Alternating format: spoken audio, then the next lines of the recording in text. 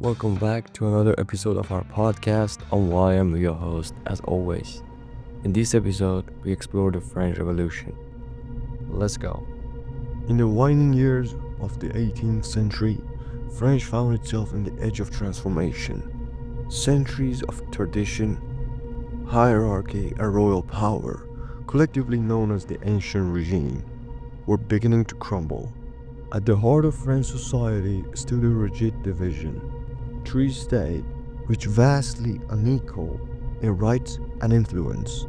The clergy and nobility enjoyed privilege and exemption, while the third state, made up of commoners, shouldered the burden of taxation and remained voiceless in matter of governance.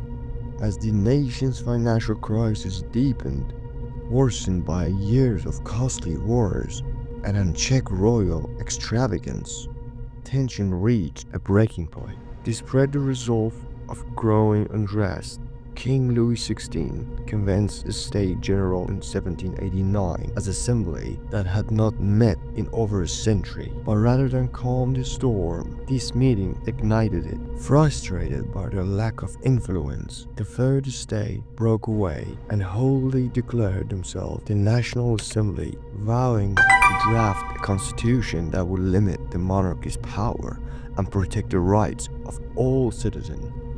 In the summer of the same year, a crowd of Parisians stormed to Bastille, a fortress prison to symbolize royal oppression.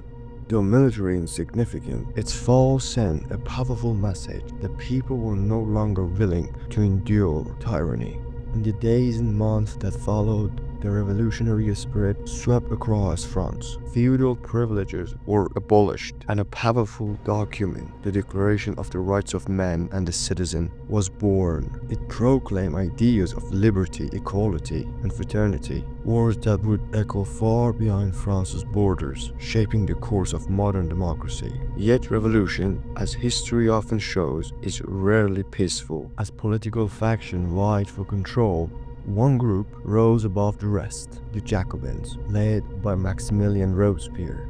They sought to push the revolution to its limit, ushering in radical reforms, but also an era of fear. The period known as the Reign of Terror claimed thousands of lives, including that of Queen Marie Antoinette, and many who were merely suspected of opposing revolutionary ideas. In the name of liberty, the revolution devours its own. Figures like Jean-Paul Marat fueled the chaos through impassioned journalism, urging citizens to rise up against perceived enemies. Meanwhile, King Louis XVI's attempt to flee the country failed, and in 1793 he was executed, a king brought down by the will of his people. In the turmoil, a new figure emerged from the shadow. Napoleon Bonaparte, first hailed as a defender of revolution, Napoleon seized the moment to ascend to power. His leadership marked a turning point. France moved from revolution to empire.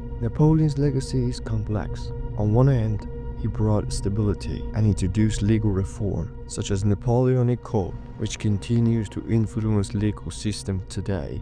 On the other, his ambition led to years of war across Europe, leaving destruction and loss in his wake. French Revolution remains one of history's most significant upheavals.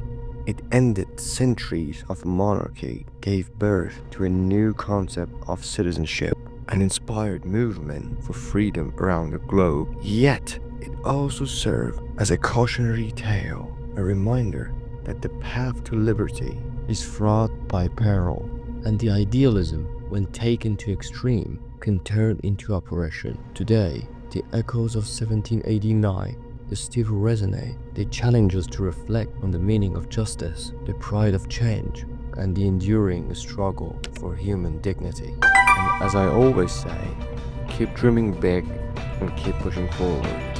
See you on the next one.